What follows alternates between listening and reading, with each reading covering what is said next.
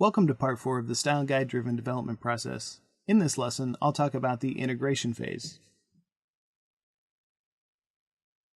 Once the component has been built and documented in the Living Style Guide, the last step is to integrate it in the application. And because all of the work is done already, the component should be pretty mature and easy to plug and play. Of course, some refinement will be needed, and other scenarios not considered before may surface, but that's just part of an iterative process. You will also notice that the last two phases of the process are cyclical. While refinements are made, it will be necessary to go back to the documentation to update and test changes made to see how they affect different scenarios the component interacts with and how these interactions are documented.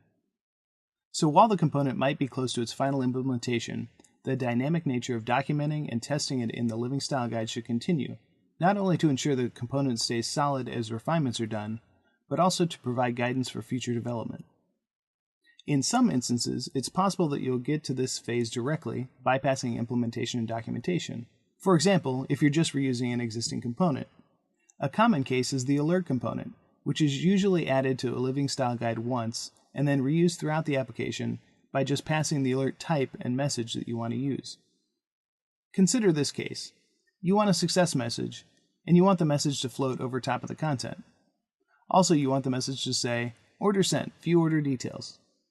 Then you can simply look at the style guide and quickly learn what code you need to use, and then pass a message as part of that. But let's say that you also want this alert to stay visible for a few seconds and then fade away. And this is something that's new, as currently the alert only disappears when clicking the X button. Now you could be tempted to program that directly into the application, thinking it would be super quick and that it's something that's only needed for this one time. But think again, this can become a pattern, and if it's not included in the component and documented in the Living Style Guide, you can end up with multiple solutions to the same problem.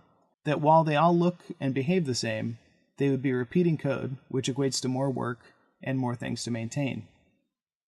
So the first question to ask is this behavior a new pattern that we want to introduce as part of the alert component? And if so, is this something that we want all alerts to do, or something that we want to be able to configure? More likely it'll be the last scenario.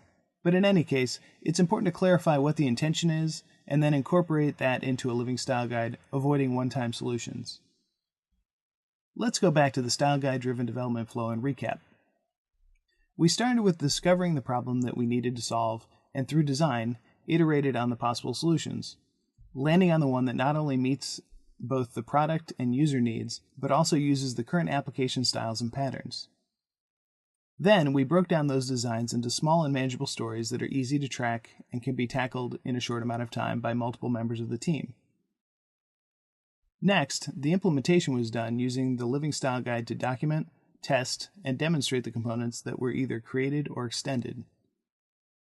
And finally, those implementations were integrated into the application, working out final refinements while keeping the Living Style Guide in sync.